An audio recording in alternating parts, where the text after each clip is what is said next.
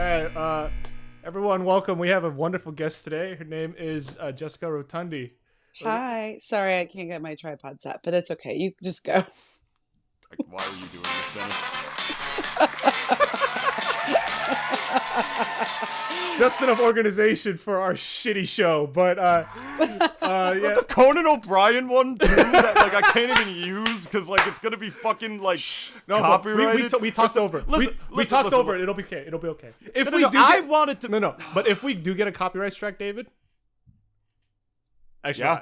Actually, no. I don't. Yeah, you don't have an answer to that, do you? You don't have a fucking answer to that, do you, Dennis? God, this guy puts the frickin' Asian in my Caucasian. All right, everybody, welcome to the Double D Experience, everybody. We are joined by the lovely and talented and very funny Jessica Rotondi. The way that I wanted to open this one up is because Jessica was part of a great film that we watched. It was called Unpacking. It's a very feministic film. So the way that I wanted to open the podcast is I wanted to be like one of those like douchey like alpha podcasts. Be like, all right, listen up, Chodes. Y'all said we never had any actual women on this podcast, but we talk about women too much. I know the rules about bitches, all right? So we got Jessica out here to talk to us about girl. I wanted to mess with her, but no, this guy just had to be like fucking Conan. What? I'm flipping you off, David. Yeah, I can see that. Nobody else can see. Are you guys okay? No, I'm perpetually not okay. That's I had a bit of a busy day today, but yeah, so, I'm never okay unless I have a crystal between my titties. Okay, so all right, so I will. No one's gonna know yet what that's about. They'll figure it out eventually, and we'll talk about that later when you talk about the release date and whatnot. Jessica, hi. Look at you. Yeah, hi, how if are anything, you? let's get an introduction from you. Tell us a little about yourself. How much do you want me to say? Go back, dude. Like, tell us when it all started. Just a little short intro about yourself. Okay, I'll make it very brief. So I started acting very little and always wanted to act. You're an actress. And I'm an actress. I'm definitely a hyphenate. I'm, an actress, filmmaker, comedian. Okay. I often make my own work more nowadays. I do more stand up, probably, and more writing than acting. But I love acting when things come up. Good projects come up. I always want to be a part of them. That's it in a nutshell. Okay. In a shell nut. That's That's like that. That's about like what I asked. Give for. you guys a little Double D backstory right here. Jessica was when we were all in our eternal prisons. Our internal prisons when we were stuck inside our house. When I was trying to get over a breakup when I couldn't see my boys or get dragged out of the house to rebound with anybody or whatnot, I was writing about it. I know. I was writing about it in my little pouring journal. his heart and soul. Jessica, who is a screenwriter herself, to help me with that. And I'm gonna preface this by thanking you with how patient you were with me in that class, because I will say, as far as as much as I've learned these last 2 years, I was writing that at a time when I wasn't ready for it, because that happens. It does, doesn't it? Because it's a therapeutic thing. So I made a fool of myself in that class, but in the way that I asked everybody, listen, no, listen. You remember when I said if you had a person you really loved, but the only way you could be with them is if you were fucking them with someone else, wouldn't you do it? And I was waiting for everyone to just say, yeah, that's what I'm talking about. Really? It's you sharing her with somebody else for one, even if it's somebody else that's the opposite gender or whatever you're attracted to, you wouldn't do it. You're like, no, then you don't, it's not real. And I'm at the time, my fucking little scrotal brain didn't understand that. But I was able to get through that. But we're not here to talk about me. I just wanted to share that story because I thought it was funny. I don't think that's a very challenging question, and I think that everybody has their Evidently own... it wasn't. No. I mean, looking back, I think probably my answer was more flexible than some of the other people, but because I understand where you're coming from, but I don't think I think it depends on a lot of circumstances. If that's that, if you have to do that to get the other person to love you, you know what I mean? Then I think you're in in maybe not the best situation, but there's all sorts of things going on now. Yeah. And not to mention a lot of things when it comes to revolving around even just love. It could vary from side to side, but it's just most of the time it's just everyone just spinning the plates and just hoping to God I'm doing it. Am I attractive enough for you now? Can this happen? And So it all like like I agree with Jessica. Like it's it all correlates. Like and not to mention like the experiences could vary like depending like on the gender. Yeah, everybody has their own stuff going on and baggage and stuff. But which those classes got me through a lot. So I thank you for that. Talking about baggage, I'm glad. I now I understand. I thought probably the breakup had been really recently, but now recent before the class started. It was like a few months. Sense. It was a few months. It wasn't like right before. No. That makes sense. Yeah. But anyway, like Dennis said, dealing with baggage. But speaking of baggage, we're gonna be talking about the film that Jessica was a part of, Unpacking, which I guess if we're gonna break it down into like a TLDR sort of synopsis, it's about 6 women who decide to have let her fucking. No, I'm happy. I'm happy to. Okay, then let him do it. Okay, let him. David, don't interrupt me. I actually am sorry. So it's about 6 women who decide to have an excursion onto Bali. A lot of them, obviously, from I guess you can kind of glean from the title, have a lot to unpack on the trip. Yes. So a lot of it, at least according to my notes, the way I wrote about it was that. Let's see. It's primarily about 6 female characters, and they're primarily female experiences. And I feel as if, but I also added in that I almost felt as if it was a bit of a commentary on the effects of childhood trauma, quartered midlife crises, the isolation of ultra wokeism, mortality, and also lack of communication, which are all problems that I think no matter who you are, like where you are on the spectrum, or even like what gender you are, what do you identify as, it's something that everyone could kind of like relate to. Yeah. So there's one other aspect too that it's also a commentary on like wellness retreats, because those are and sort of like wellness gurus, because there are so many now on Instagram, TikTok, and even TikTok. Everywhere. Everybody and their mom is knows about all sorts of stuff, and I'm I am a very spiritual person. There's a lot of different things I've studied, and I'm even like thinking about making videos and things like that. But so no, like I'm not shitting on any of these people, but I think the like putting these type of people on a pedestal, especially TikTok people that literally are like 18 and they just discovered crystals and meditating, and they're like, oh my God, this is how you meditate. Like, don't you know what I mean? It's like, bitch, like you are half my age. You just learned it last week. Like, fuck you. It's also like the way can't trust the Scorpio girl. Like young, and also like young kids as well. Like when it comes to like because like obviously they digest like information at such like a crazy rate that like no matter what they find too, like once it's like something that they could resonate with, like they hold on to that. Like it's just like it's like it could be anything, either be spirituality or even just like on the other side of that as well. Like they just like once they find that like like this works for me, they feel as if like, oh, I got to tell the world about it, and I have to let everyone know that crystals are the only way to live your life, and reading the stars is the only way you could ever like progress through life in general. Right. But, it's true. Like, but I mean, like, and obviously I'm not a very like spiritual person, like, but at the same time, I don't really, I would joke with people about it, but I would never really like shit on them either, because it's like whatever you want to believe in, like whatever. Like there's people out there that literally believe that like I don't know, like tons of stuff that like kind of would make your brain just go like, okay, like maybe relax with that. I mean, like when it comes to religion and stuff like that, it's like it's the reason why like whatever you want to believe, like go ahead, like just like no, I agree. Just totally. Just don't like just force that onto me. And it's the same way that I view at least a lot of the stuff that I witnessed in the film as well. It was just like, for me, at least the first 30 minutes, and especially seeing I think her name was Carrie. She was the one that was leading the whole the wellness retreat, and like she was the one like kind of helping all the women kind of like guide through their like trauma, and plus even just trying to help them like at least power through it.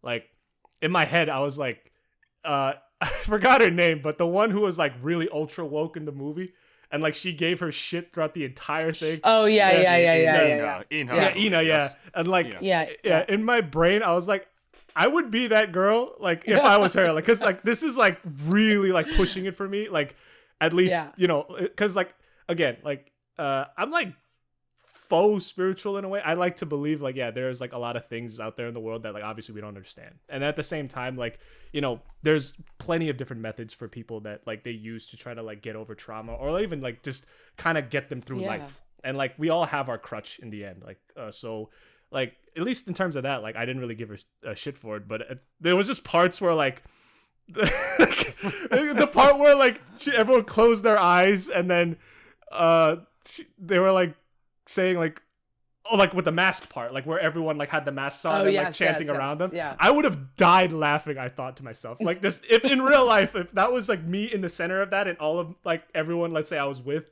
was like saying like, you know, you're no good, you suck, you fucking, you're dog shit, like it's stuff like that. And like, and if I just had people circling around me with that, I would just die. I would not cry. I would die of laughter. And I think, well, that's part of the difference of like men and women because like that like struck to me as if it was like the military, if it was ran by women. It's like you're getting to the root of your emotional issues to make you're going through emotional hazing. Like emotional hazing. Yeah. Like it's not like you have to go, you know, do this like 20-mile, you know, hike. It's more like, what are your emotional hurdles? Yeah, what's your baggage with that? And demons, you know, holding you back. Yeah. And some of this was taken from actual things some people do. And obviously a lot of it was sort of exaggerated or made to be a little bit funnier. The woman who actually plays, I won't say her real name or anything, but the woman who actually played like the head of the retreat is a yoga instructor and has done stuff like that at Bali. So she knows a little bit about that world. Of course, she wouldn't have been as ridiculous like if she was doing it literally, you know what I mean? She definitely took everything like way over the top. But also like, it's not just spirituality I'm talking about. Like there's so many experts now because everybody has a channel and, you know, on YouTube or TikTok. And it's like, there's so many people who are experts. It's like, who's even watching at this point, you know? But that's the part that kind of bothers me when people act like they know everything about a subject, you know, which, you know, I understand that's the way maybe people feel like good about themselves, but I've always said that like Twitter is like the way that people discuss subjects. It reminds me of like those summits. You know those. It reminds me of those like summits that people have. Where, like, oh, we're going to like the football summit today, or like here's like the climate summit where all the scientists go to, whatever. The Twitter. I've said this in my classes before, like back when I was in college. Like Twitter reminds me of like those summits where everybody constantly comes to congregates about these things that are shoved to them. Except instead of being experts, literally everyone there is a moron. And not to mention too, like it's just a totally different ballpark. You know, my favorite comedian, Randy Feltface, who I got the privilege to meet a couple of weeks ago. He's from Australia. He's doing a tour up here, and cool. he's a puppet comedian actually. Like he's like in a really like good one too. Like he's worked with Henson. Like the movements are so fluid, you forget it's a puppet up there. That's so cool. Yeah, and his most popular special, Randy writes a novel that he did back in 2017, I think. He did go off on like people who are like fake into spirituality, like the super like or like who are, because he's a vegan and stuff like that, and he partakes in some of that kind of stuff, and like he went off about other people who like just do it for the gram and all that kind of stuff. So I did enjoy seeing that from, I do believe, Nintoonist at the beginning. Was the character. And I love you telling me what you just told me about Carrie, because one of the first things I saw from you, from literally the first shot that you were in this film, among all the other attributes that we saw of you being into crystals and spirituality and all that good stuff, is I knew, like, just because I knew you as a person, that was just a true extension of you. So some parts of it for sure. So that and honestly, and I won't get too spoilery here, but like, you know, Jackie's big monologue on top of that. I gotta ask, who are you talking to? You're talking about in the mask scene? In the mask scene, who were you talking to when you were really doing that? Because that was powerful. Yeah, you that was a really great scene. You had the tears out and everything, which is just already obviously classic big acting chops regardless, but honestly, that was the first thing I thought of when I saw you doing that monologue. And obviously I'm not going to get into spoilers about what it was, but who were you? Who did you visualize, if anybody? Who were you speaking to when you did that? Well, there was some aspects of it that are connected to my real life. Yeah. You know, some of this, so that's one thing, not for all of us, I guess, all of the main characters, we didn't exactly like write. Some of it was improvised. Some of it we sort of wrote notes about as we were doing these sort of workshops on it. And it was our choice whether or not we wanted to bring like certain themes from our life into the, the story. Right. And so for me, that was something that was kind of from my real life. There was some of it that I fictionalized. So sort of like your script in our class, like some of it is stuff that, especially at the time when we did this a few years ago, I was fairly newly processing. So that's partially probably why I was emotional, as well as me being a really great actress, but that goes without saying. So that helped. Again, like some of it was taken from real life experiences I dealt with as a child. I'm not sure how much to say about it, but that's fine. Yeah, that's fine. you don't have as to. much or as little I'll just as you say, want, please. So I'll just say that was fairly, that was a big part of it, being emotional and me processing it. But I think also looking back on how it all went down, we a few of us had done those sort of monologues, and again, that's where I think for not all of us, but probably at least three of us, we were bringing in some real life themes we were dealing with, and like three of us, I'd say, I guess the three of us that did monologues. I don't think everybody else did, maybe four, but we had all sort of had some like really big life things happen over the like year before.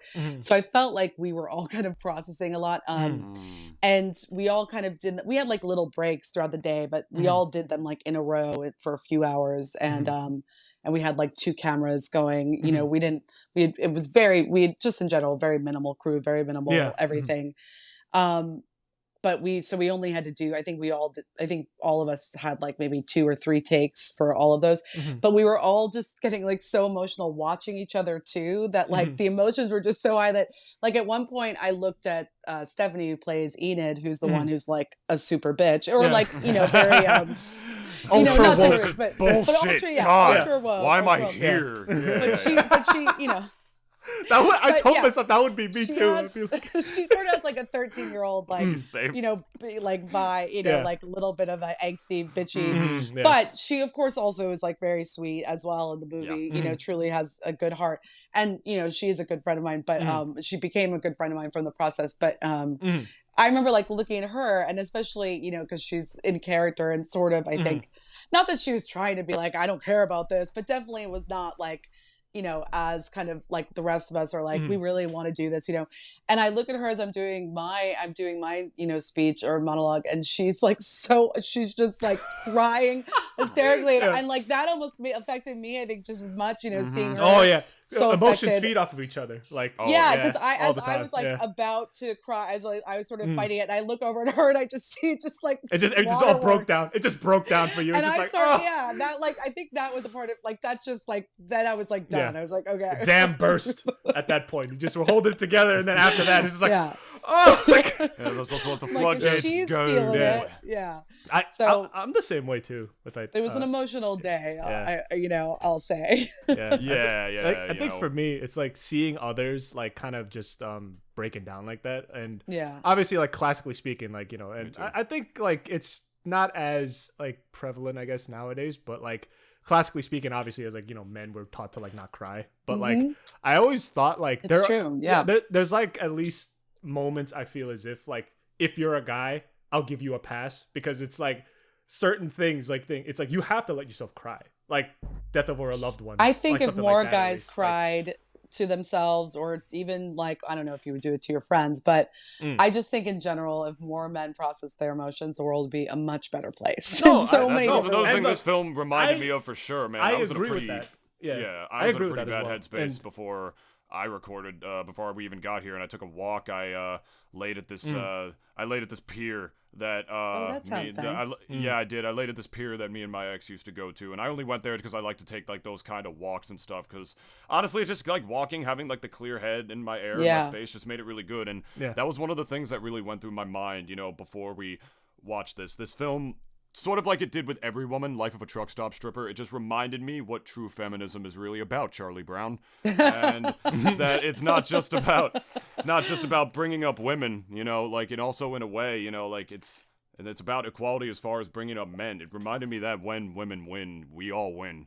You know, that's what sort of went through my brain when that happened. Because another thing I was thinking of is that, like, I'm like, shit, like, look at how naturally and fluidly, it was real how you ladies were just opening up and talking to each other in the way that you did. And I was just thinking the whole time, wow, men don't do that. They just don't. But I mean, it's not even because we want to or we don't want to. Some of us are not afraid to, or it's just not ingrained in us, you know? There's the thing. The thing is, though, like, wait. The thing is, though, but when you do see like a guy, like actually break down, though, it honestly like tears at me inside because how much has that happened for both of you, like with your friends? Well, we have. Well, okay, it's funny that you mentioned that because Dane. Let me answer this first because like you're like just before this that we recorded this. At least for me, like, you know, my folks never really like ever taught me to like like wait, let's get our bearings here real quick. We met through somebody who was very emotionally like in tune with themselves. Like that's how me and Dennis met, through our friend Dane, who there's stared at the New Year's ball dropping on like when we were like at his apartment or our friend's apartment for New Year's, and he cried so hard at the ball dropping. And, there had to be something else going on there. No, exactly. Like I always think too, like if anyone like honestly just like tears up, I feel as if tearing up and just flat out crying are like two different things, because at least if you tear up, like there's like a lot of stuff at, like animals like, dying on camera. Yeah, there's like stuff like you had to like have like a little bit, or maybe especially if you're a guy. But like, sorry, like, no, it's okay. But if like you're a guy and like you tear up, I usually think like, oh, you're repressing like a lot of stuff. Like right now, and it's like just now that like the water's starting to like kind of come over the edge, and like, but just it's like cracks. It's like exactly. You just like you're letting a little bit come through. You're like telling him like, all right, some can come through. That's too much. Yeah. But if I see like just shaking, yeah.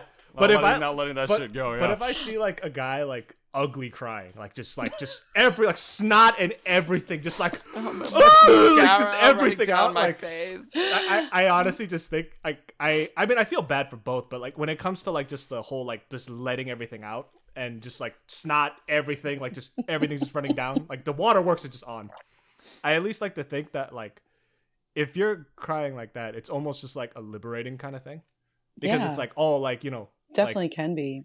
It's like I'm pretty sure most people would be surprised if like we can get like a camera feed of a lot of men, like let's say of even ones that we know of in our life. If we could just get a camera feed of them just by themselves, you will be surprised how often they probably cry. I honestly feel cryometer. Because it's like we like a we reality don't want show, like where you just like watch men around in their we don't want an audience. That's the thing. I think typically speaking, like we would rather just kind of have like an empty space for us to cry in, and then we just leave and like we just call it the crying room. We just go in there for about 20 minutes and we just let ourselves out and just like kind of like, oh, like everything just like comes out for like 20 minutes, and then afterwards we just leave as if nothing happened. That sounds like the kind of thing that would make the right people angry. Yeah. Well. Yeah, I mean, I feel you mean like conservatives or something, or what sure, or like now we're like trying to make guys cry or something. Yeah, exactly. Like now you're trying to make men cry, and then their tears are gonna land in like, you know, animals' mouths. It's gonna turn the fucking animals gay. It's like, you know, that kind of shit. It reminded me. Turn the fucking frogs gay. It reminded me of like this one thing that like that Bill Burr said, where like he says like you have like no idea how much it kills us inside that we cannot cry in front of you. It's like he like literally said it like once that I think it's like because we're not brought up like that way. It's that it's difficult to, or like literally like you feel like it's impossible to do it in front of women, you mean? Yeah, like, well, even just in general in front of an audience. I think the impossibility comes from the fact that like we've grown up with like that sort of kind of conditioning and like, oh, like you're not supposed to cry in front of anybody as a guy, like, and obviously when you do it, like it's like almost like a sign of weakness.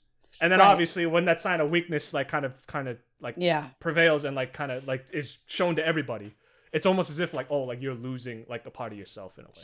Yeah, but, like, that's at least how we're taught, but I don't believe in it either, because it's like I think comes a time when obviously no matter who you are, like, or what you identify as, or you know, anything, like there's gonna be coming a time where it's just things are just way too fucking stressful and things are way too hard like at the moment, and it's like you gotta like at least let yourself like just put your face into that pillow and just like scream whatever the fuck you want to scream out, and like whatever tears and snot come out of it as well, like, or even spit, like just let it all come out, like just after that, like what they do say, it for like sweat 10 minutes is and you'll be water fine. leaving the body. I mean, what is snot exiting besides the bad juju? It's green. It Yeah, exactly. You want toxic. that bad juju out. You want it out of you. Yeah, it literally looks toxic. Yeah. Yeah. So- and honestly, your film really brought that out in us. You know, from watching it, among many other things. I hope that you guys cried. I will say I didn't cry. There I was a didn't couple cry. parts. There was a couple parts that I did at least like resonate with, and Like I a think, puppy. There were some parts where I was like a puppy. I went, oh. You know, I'm just like, oh, really? That's so sad. I'll even admit, like a lot of the characters as well. Like they were some very like, and I think it was purposefully done. Some of them were very pitiful people. Like looking at him, like at least with all the stuff that they were going through and everything. Yeah, like, well, not like actually like not like like like spit on them. Bullshit. It's just like a lot of the stuff that they're carrying around with them, like it just like kind of just brought them down, like down that. Which bitches. What'd you say? Nothing. I didn't say nothing. It's No, fine. like you I said didn't that say all anything. the time. It's fine. No, yeah, the thing is- exactly. Yeah, no, do it for the back no, of the no, class, the- David. the For the back thing of the is- class, will you like the to thing share is, what you sometimes said? when you cough, it sounds like words, but it's Can you not. say it one more time? Yeah, for the back of the class, David. I don't think I wanna. David, you are such a pussy. What the fuck? What does that mean? First of all, wow, bro, I made a joke. I was like, wow, them some repressed bitches. Funny, okay, got it. which it was. Well, I Yeah, think yeah, that that's weird. everybody is, repressed. Well, not everybody, but a lot of people are. And yeah, we definitely Yeah. chose, if we were all like, seriously not repressed or didn't have issues to work on, it would, there wouldn't have been anything to dramatize. But Exactly. Yeah. but I think, I do feel that the majority of humans have stuff that they need to get out. And, I mean, I bartended for many years, and I would watch guys when they would be there in groups when they didn't realize there was like a woman watching. And yes, men, and and same thing with women, but it's way different with women because I'm used to that. But the way I would like obviously some of these are not the average guys. Some of these are Wall Street awful people, but some, I mean, I'm sure that they all have some nice sides too. But I would it's just so interesting watching a group of guys interact versus watching a group of girls interact. And obviously that is a big part of how we, we've been raised to think we could do certain things, and women are just used to, and, and I think some of this isn't healthy. Women are just used to not only expressing their emotions, but complaining to each other and relating to each other's problems, often involving emotions and stuff with guys, and obviously other things too, work, family stuff. And guys do that a little, but I feel like it usually is layered upon a lot of ego stuff of proving things and commenting sexually and a dick measuring contest. A lot of some macho shit with like hints of realness. You know what I mean? Like, and then often, not always, but demeaning women. And and some women do the same thing with guys, maybe talking about penis and stuff like that. All that stuff always makes me feel really gross though, because it's like, I don't like when guys do that, and I don't like when girls do that. But I don't think most women do that as much as men, I'll just say. There's some spiteful bitches though, or like out talk there. spitefully about each other. Wait, say because it again? Talk like phallically or spitefully about each other. Men or women, you mean? I'm saying Men. like, maybe not Or spitefully. women, I guess maybe degradingly. Do you know what I mean? Not spitefully, but maybe spitefully if one of them's going through a breakup or like upset about it. But degradingly, talking about women's body parts, stuff like that. I think generally I'd say that's like men definitely take the cake with that. Women do that a little, but women more talk about what they're going through. And he fucking stood me up again. He didn't do that. Or every now and then talk about the good stuff too. But but women are so accustomed to expressing their pain to each other. Exactly, like the scene with Mr. Indonesia. I mean, there's the one outlier. He was really Mr. Indonesia. I don't know if you saw. Yeah. Man. David did tell me. Yeah. Like when I was watching that scene, I didn't know whether to be more jealous of you or him. When I looked at him, though, if I'm being honest, I looked at him and I just immediately thought like, oh, this guy's like, he's modeled for Versace or something. Like I swear to God, like, He sorta this guy has like that. looks as if He like sorta he's has down that the air about him a little bit, yeah. He's been down a runway at least once in his fucking life. Like Exactly. I just knew. Definitely I watch just out. knew. I he think did. yeah, he's actually stopped acting as mostly does like Instagram videos where he has I don't know like 1 million followers, and he's like, oh yeah, that's how we like do it here in Indonesia. You just have to have like 1 billion followers. But anyway, Yeah. As it is the place. Yeah. I Yeah. mean, like, even during that scene, you know, like, I mean, I was saying it was, like, the outlier where, like, the sisters are in bed with each other and just, it's like, oh, yeah, how's she doing this? It's like, oh, duh, she got titty girl, and then just grabs her chest and just shakes it. I thought that was funny. I'll say that. And that also just made me think of what you're saying right now about how guys are with each other and, like, guys, you know, the stereotype goes is that guys will say, the way that they'll express their love to each other is that guys will say horrible things to each other. Yeah, you should say it's me like- and Dennis to each other and not mean it. right. I And prefer it's it like a that humor. way. I It's like like it that way. Yeah, it's like a putting down but making fun. But like if I was it's in like the mask, roasting. It's right? like permanently like Yeah, yeah. roasting each other, right? Like, But and when you Yeah, see, like if I was in the mask and I was in there, they'd be like, "You're nothing. You're a loser. What? You're gonna die. Like you know, you're never gonna. You don't deserve love And or whatever." look, I'd just David, be David. standing there the whole time. I wouldn't be Yeah. deflecting them. I'd just be like, "Yeah, you're right." it's like I was just standing there like, "Yeah, you're right. it No, I'm not gonna contest with you on that front. You're right. You're a loser. You're gangly. You're a freak." Like, yeah, no, I know. Yeah, we're you're also bad built. facts. We're also built to take insults, though. That's the thing. what? It's And I what is think, it? Your like, Some of us is it are. in your No, like, DNA? Like why? What? No, I wouldn't say it's in our DNA, but I think we're brought up to like kind of like To make you hear that kind of stuff. stronger or something? Is that? I the think idea? that's a No, I- societal thing, though. it's I don't like think that's half- anything. It's half that, and also, and I think I kind of view it as more to my benefit more than I guess to my detriment, because like obviously we go through our lives like, you know, plenty of times, and like we hear people say like horrible shit to us like every now and then. Yeah. It maybe depending on You your mean that profession, it, like it you, builds up your like your yeah, able like to a sort of protect yeah, yourself like you know, better I have or a something. yeah, I have like thicker skin with it, because obviously if anyone, I mean for all of us, I'm pretty sure we've at least worked in retail once, and obviously we've like all heard horrible shit thrown at us I've had all the time. I was a bartender for Yeah. 10 years, and I'm a comedian, yeah. so it's nonstop. So yeah, that's But, why. Like we all understand. Like we and I, at least yeah, you know that's as we how grow up, comedians we often just hear relate that to each kind of other. stuff. Yeah. But not I wouldn't say like a group of women comedians generally don't do that as much as when they're around guys, because I feel like guys are just always kind of in that mode, and women and men I think generally like roast each other too. But Yeah. but Because I In hope different yeah, ways, that- though, you know. Yeah, that like it's a roasting little doesn't different. really that roasting doesn't occur, I guess, among like female circles. Because I even asked my girlfriend one time, like, do you guys it's a like little bit ever more supportive, I'd say. Like there's Yeah, always yeah. a little But bit of it's like- teasing, but there's always a little bit of teasing, but it generally is more supportive, I think. I Usually. always wondered it. Like, yeah, I always wondered it because like I asked my girlfriend, like, you guys like ever like just roast the shit out of each other? Like, and this I was curious because like obviously like I have female friends, but like Yeah. and I'm able to like at least like shoot the shit with them, and plus also like, you know, like at their expense, like, you know, make fun of something, and like they'll make fun of something back to me. So it's like, you know, obviously it's mutual in that respect, like, you know, it's not malicious in any way. But she said that because my girlfriend roasts the shit out of me. Oh yeah, that's Plenty what I'm of saying. times. Men and And- women yeah. generally, especially obviously if you're involved in stuff. But you know, I think that's. But among natural. their own circle, it just like I guess. I think yeah, it really also doesn't happen too often. depends on the women. You know, if you're when you're hanging out with comedians or any women that are just naturally funny, I think that happens probably a little bit more. yeah, You true. know, like Yeah. humor has always been a I'd part of my imagine. life, so Mhm. I feel like I've always been that way, at least a little bit with most of my girlfriends. But not all women are like that, and Yeah, it's yeah, not because exactly. not women are not funny on a whole.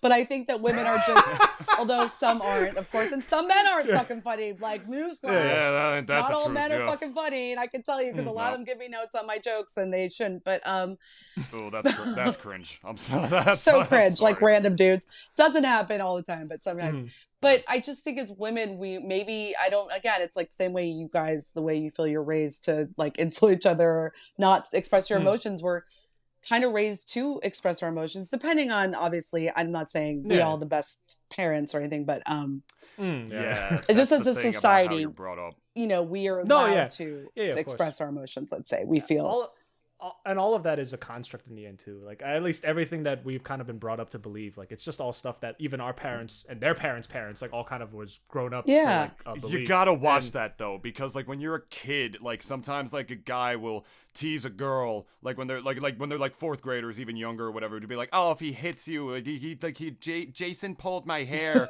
The teachers will literally often be like, oh, that just means he likes you. You know, and they're little kids, and it's different, and sometimes that might well be the case. That can send the wrong message. And times were also different, you know back what I then mean? as well. So like, when you're an adult and like you're able to make fun of Yeah. yourself like a comedian here, like we have on the show, and it's the kind where like like you're mature and smart enough to know that the key to comedy is to be able to laugh at yourself. Those are the most intelligent people who are the most like true progressive, who want to get things like further in that way. But like sometimes when like you're younger, I think that attitude is just a little scary, at the very least when you're bringing up kids. It's a different topic. I just wanted to say that because like, sometimes that's fair. he pulled my hair and they won't like do anything about it. That just means he likes you. And it's like, what message does that send? You know what I mean? Going up. Yeah, I mean, I think that stuff is okay to an extent, but like, and again, this is a way different topic, but like, I think we saw some of the confusion with that, with like the Will Smith reactions where, but that's also, then we're also bringing in like black white thing, but where like a lot of black women, maybe some white women, but I generally saw black women on Twitter were saying that this is what a real man does when he loves you and stuff like that. And in a way that was like so disturbing to me. That like a real man is like violently going to attack somebody when they love you, when there's no reason to whatsoever. In front of millions of people. And for a woman who cooks it. In a really complicated, not to bring a giant can of worms up. You best start believing in cringe compilations, Miss Turner, because you're in one. It's that kind of moment, basically. The slap heard around the world, man. Jesus. I still remember even Zoe Kravitz, who recently played a Catwoman on the new Batman. Yeah. She actually went and defended I know. like Chris Rock and everything. And I found it so odd, and I found it even like kind of just like, oh, you fucking idiots. Like, because they were dogpiling onto her and saying like, oh, like what? You thought like, you don't think there was anything wrong with what Will Smith, like, or at least what Chris Rock did? And like, she just said, just flat out, no. Yeah. She just said N-O and just ended it right there. And I thought it took like a lot of balls for someone to just like actually go out on Twitter and say that. A lot of people attacked her. A lot of people attacked her. And and as a comedian, it was so disturbing to me to say, what are your thoughts on the precedent there? To say, oh, you don't like this joke? Oh, just fucking go up and physically assault a comedian.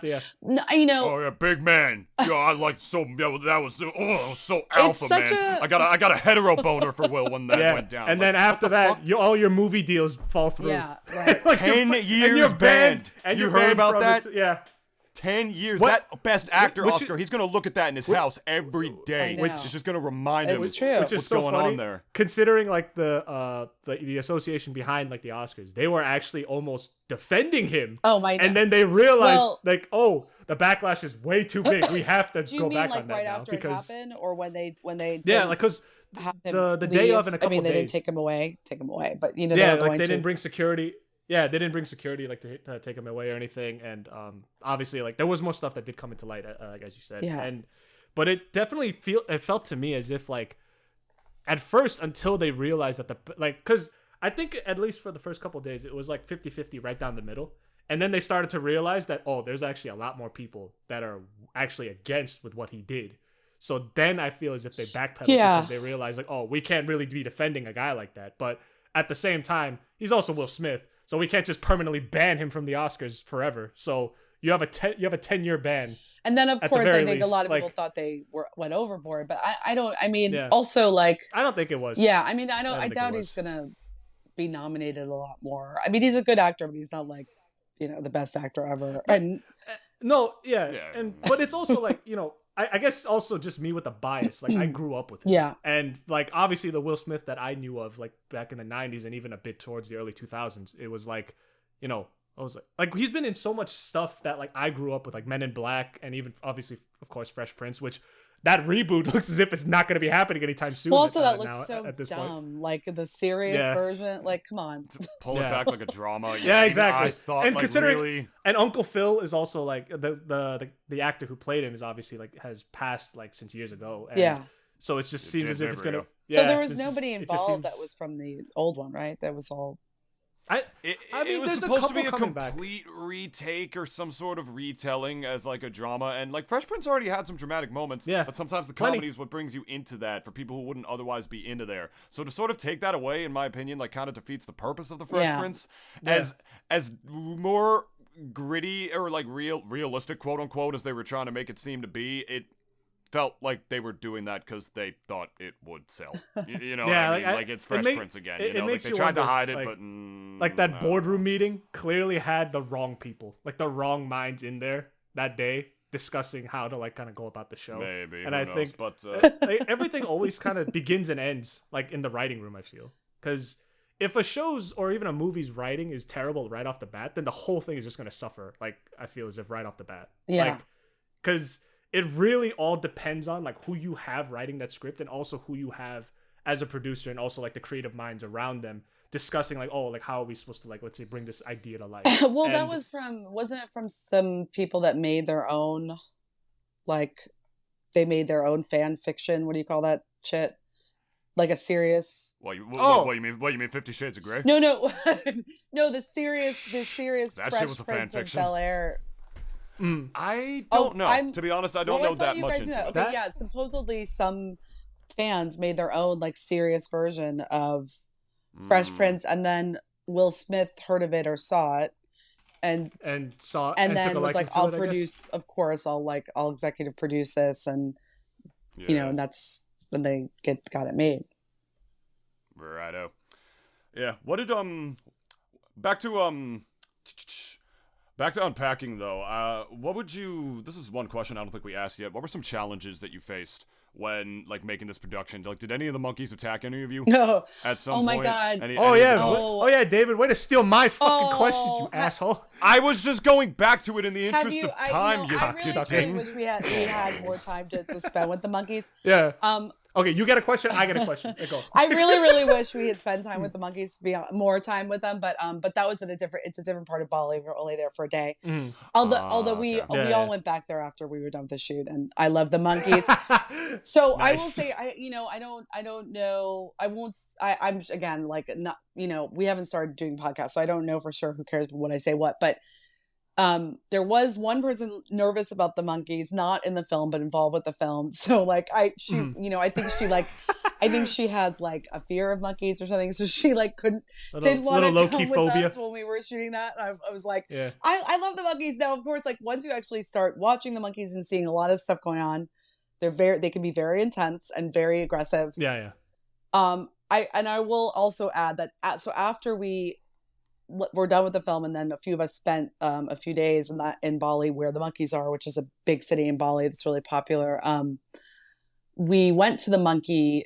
What do they call it? The monkey. I forget monkey area. There's a certain name, but anyway, Monkey Garden. Monkey Garden. I think it literally might be called that. And one of the women who's in the film was suddenly this monkey like goes on her head, and we're like, oh my God, this is so funny. We're like all filming it stuff, and the monkey keeps like landed on the crane. Goes on her head and she starts going to her bag and keeps going into like towards her bag and keeps scraping at her back. She had like a little beach bag or something. And we're all like, what is going on? Mm-hmm. And the monkey was like furiously trying to like get into the bag, and she was like freaking out. Like this lasted for probably like 5 minutes or so, and then finally, I don't remember if someone took the monkey but she was like kind of traumatized, and then she realized after the fact that she had she had like a vape, she'd like fruit flavored vape in her bag, and the monkey was losing its shit because it thought she had like I don't know, mango in her bag or something, and it was like mango oil. Like fresh fruit from the market that she just brought with her. We couldn't figure out why this monkey was like so fucking obsessed with her. It was like great. But at first it was like so funny. We're all like taking photos, and then she's like, guys, she's like losing her shit. We're like, oh my God. I don't mean to laugh, but she started to get like really freaked out. I would have laughed. All right, I would have laughed for sure. So a racist guy travels to Bali and his biggest fear comes true, but not in the way that he. No, thought. yeah, I'm not sure which fear you're mentioning. Oh, you mean like drugs or something? Just getting robbed. Oh, okay. I thought you were gonna say. Just getting robbed. I thought you were gonna say getting phobia of caught with mugging. drugs because you can go to jail for like life or something. But well, I would imagine. You don't smuggle drugs into Bali. No, Indonesia's very strict. That's where imagine. there's been like movies about like Americans who've gotten caught with drugs and like then they go to jail forever. Right. But anyway, yeah, the monkey garden. I love animals. It's where they breed the monkeys here. They just release them into the island. Like Jurassic Park. Might as well. They're fucking like crazy. They're just babies ever. Oh yeah. And they're all like, you watch them fuck. I mean, they're like having sex like all around you. Yeah. I always. It's a trip. It is a trip. I mean, David. I They feel just, as it's if the you guys shouldn't are just even like, be surprised. they're just like humping girls left and right. It's just like an orgy, just like right up on like a monkey It's either an orgy, orgy right or on top rape. over there. I'm not really sure. It's hard to tell which because the guys just go up to the girls and start fucking them. It's like reminds me of that orgy that happened in France, like during the peak of COVID, that the cops had to bust because they were breaking quarantine. Oh my god. Mon Dieu. So I have one question I want to ask too before, like I guess we wrap it up, and I guess it was one that. It kind of took me a bit to how to word, but oh no, like let's say, should I be scared? No, it's nothing like that. But like, let's say being a woman, right? And like, do you think like this movie would kind of bring any new sort of like perspective or insight into like the plights of growing up as a female? And like, do you think any women should they watch this movie or like or should they watch the movie like would kind of take anything away from it?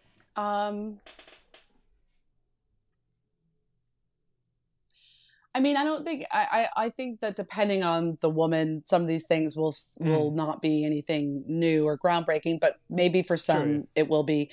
I think that generally everybody is sort of the source of both their, well, to an extent, to their pain, but also their answers. I know what you mean. Meaning like I think obviously a lot of people go to therapy, probably more women than men, but this is sort of a gripe I have about therapy, and I don't know if this is as clear in the film as it could be because we are making fun of this stuff, but there is some truth to it. That really, at the end of the day, figuring out, I think, some of your traumas, from childhood. I feel like a broken record because I tell a lot of people this, but it is something I've really learned very, very clearly. Even fucking Oprah talks about this. A lot of therapy doesn't sort of find the source of some of the issues we have, and just you'll talk and talk and talk about what's your problems and fears and feelings now.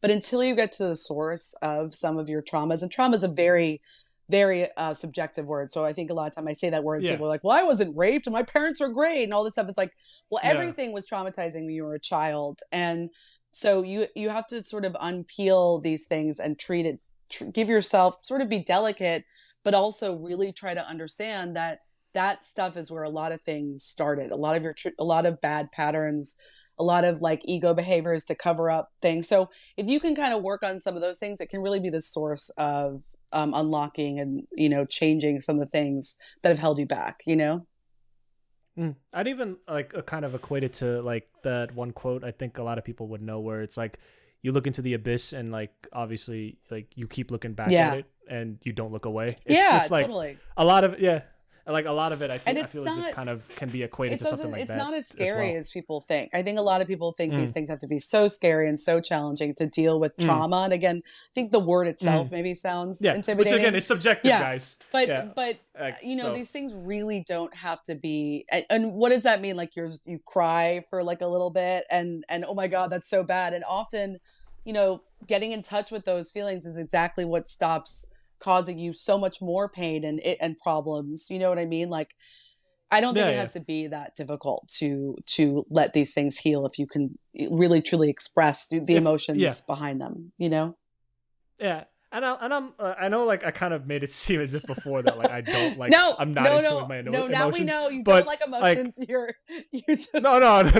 It's but I truly do feel let alone mine. You gotta have like I think you gotta have like a healthy balance. No, yeah, totally. You gotta have a healthy balance of it all so because too. I think there should be times when like you like not that you should like keep it down the whole time, but at the very least, like, there's moments in time where I feel as if like there's times to hold it and there's also times to just let it out. And I think having like a healthy balance of that is better than kind of having one or the other.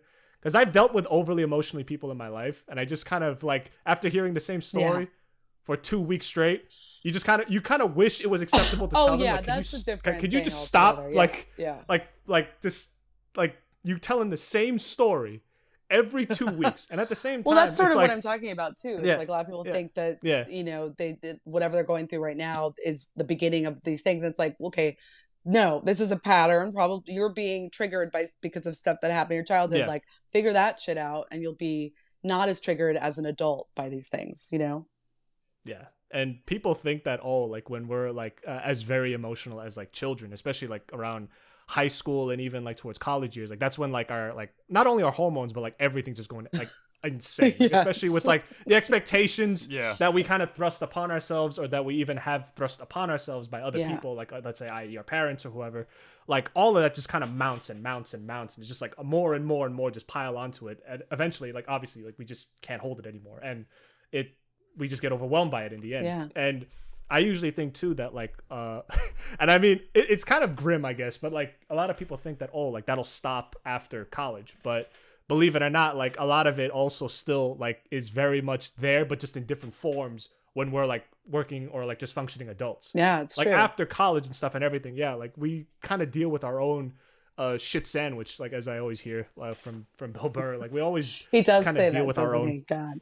Yeah, and he says a lot of things. I agree. I agree with him too. Because all of us, I just have like, some mixed feelings about Bill Burr, but no, I like some of the. Yeah. No, I that's but understandable. I like some of the it's true if you do. And of course, he's hysterical in many ways. Usually.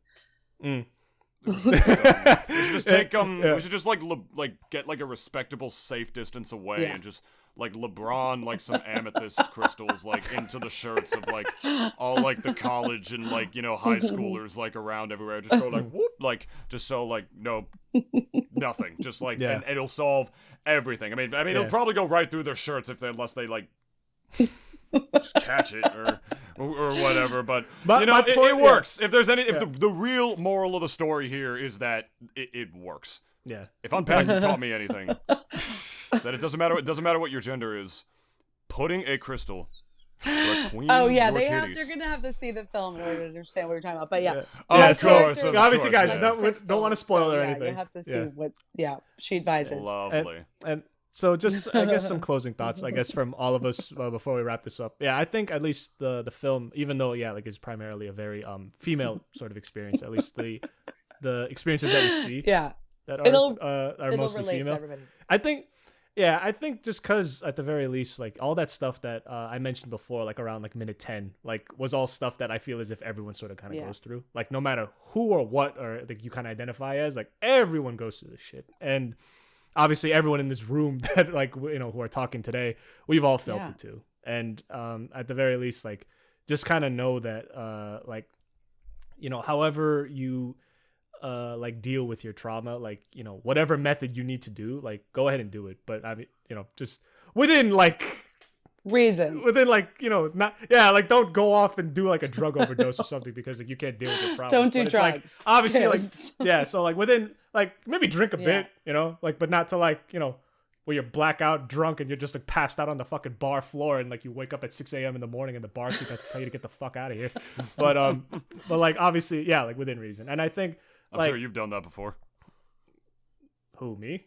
No, Jess, you were a bartender, but right? I hold my liquor. I don't get thrown out. No. You don't drink the merchandise. No. Not you. You were a bartender. Did you ever have a shift where it's just like it gets to that point and like there was a person in the bar who was there until like 6 a.m. Constantly. Not even often that happened way before 6, unfortunately.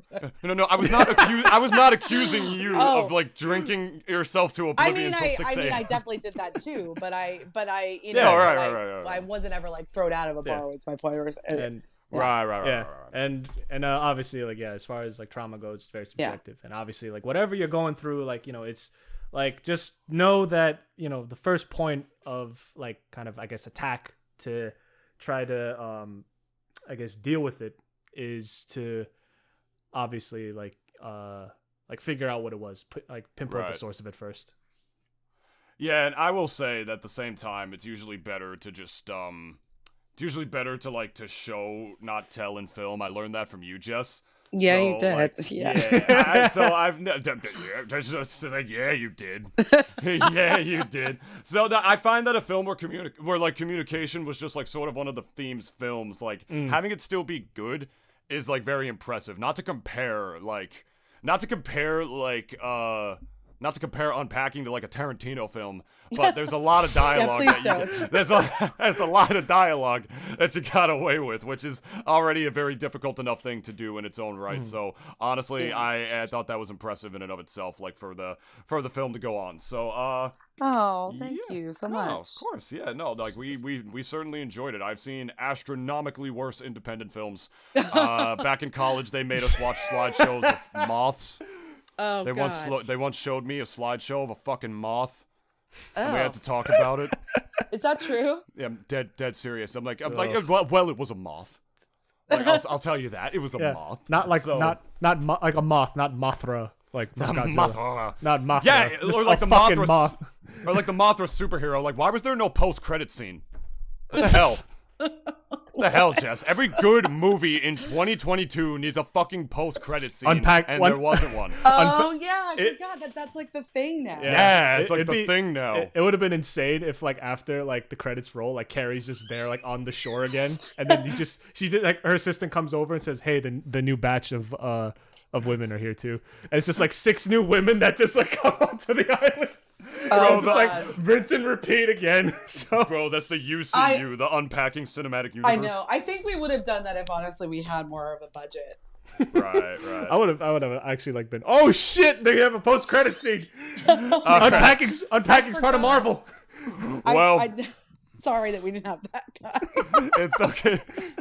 Thank you for like owning up to that. This is what's gonna prevent this movie from going to the Oscars, Jess. Like, you gotta have a post-credit scene. Like, it's just the way it is. You gotta need it. You need it. To working in this town. I don't see enough Marvel films, so I. Oh, you don't need to. You don't need to. Neither do I. Literally, I have not seen one since Infinity War, whatever it was. I didn't even. I stopped. I got bored. It was like the same movie over and over again. I know. It's like I want to, but I just am like, it's like, is it gonna be the same film over and over and over again? Yeah, you gotta love the universe. I feel to like really like kind of. I guess turn a blind eye to like how kind of low-key formulaic it is. I feel nowadays. Yeah. I do think we're already running pretty past time though for Jess. Yeah. So let's do some wraps. Let's do our plugs here. Those will be on screen for the YouTube version, not so on mobile, but you'll definitely hear it. Jessica, when and where can the people see this film? The people see the film. I'm not sure yet. We're submitting to festivals. Yeah. And we don't know, we really ideally want to debut somewhere that we really like festival-wise. So, people can follow me at my website, which is my name, jessicarotondi.com. Woo-hoo. And I'm sure you'll put it somewhere. And no, it's there. Don't worry. I'm going to announce it there somewhere, most likely, and on all my social media, which used to be Jessie Roro everywhere, but then I got hacked on Instagram. Oh, but, yeah, I heard about that. So the dude whoever hacked Jessica's Instagram, like you will never find love. So it's cool that I'm like all my friends basically like now like stalk that person, but so I'm they all like send like all these like terrible like trolling messages to them, but like my friend, like I've had a friend when they'll be like, oh, click this link and basically like get we'll do this Cash App thing, and my friends are like, okay, just give me your social security number and your bank info and I'll totally do it. But anyway, so on Instagram I'm really Jessie Roro, JESSIERORO, and on Twitter Jessie Roro 13, so you can see all the updates on the film there from me. Check her out there, guys. And your shows that you do at the ice cream parlor, please. Oh yes, so currently that is not yet until it gets warm, but we have our show the last Friday at Pete's Candy Store in Williamsburg, which is a great venue. They have music there often in Williamsburg. Hey.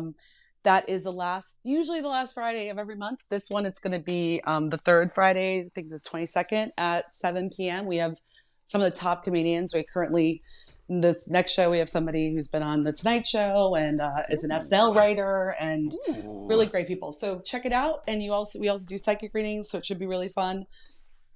And thanks so much for having me, guys. Yeah, of course, man. If you're out here manifesting some great energy, we love it. And in case you guys liked what you heard, some fucking reason, here you go. Here's where you can check us out. Help us grow the podcast. Support the Double D Experience. We are available wherever you get your podcasts, as you guys already know. Spotify, Apple Podcast, Google Podcast, Radio Public, Breaker, Anchor, a bunch of other ones that nobody uses. All that good stuff, as well as here at youtube.com/Nintoonist, which is where I know most of you are watching this one on top of that. And we also have our socials, Dennis.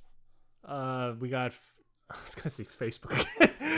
Instagram, and obviously Instagram and Twitter is where you guys can find us. And I've been kind of slacking on the Instagram just a little bit recently, but I I'm gonna posted get a back. meme there recently, actually. Yeah, yeah, I'm gonna get back. Common. I'm gonna get back to it. But guys, that's gonna be our episode for today. Thank you, Jessica, again. Thanks for so much. joining. Yeah, it was definitely worth all the hassle, all the long hassle of getting here. We I'm wanted so- to have her on the show like a long time ago, Yeah. but got put off for one reason or another. You know how it is. But honestly, well worth the wait in the end. This was so much fun. Thanks, guys. Joining these two idiots talk about nothing for about an hour. And you're two of the lesser idiots I've ever met in terms of men. So Oh, did you hear that, Dennis? Yeah. She said my penis doesn't make me stupid. I said less stupid than others. So then, guys, we're gonna close out the episode today, and always remember to stick a crystal up your ass if you want to feel the world's cosmic energies, or between your boobs, or you're between your titties, or if you're a woman, just stick it into your vagina, and you'll just feel all of that energy all up in there. Sometimes women, sometimes retreating. Always crystals. Always crystals in your crevices. Lovely. We love you guys. Jessica, thank you so much. Take care, Thanks, everyone. guys. Mwah. Lights off. Good night.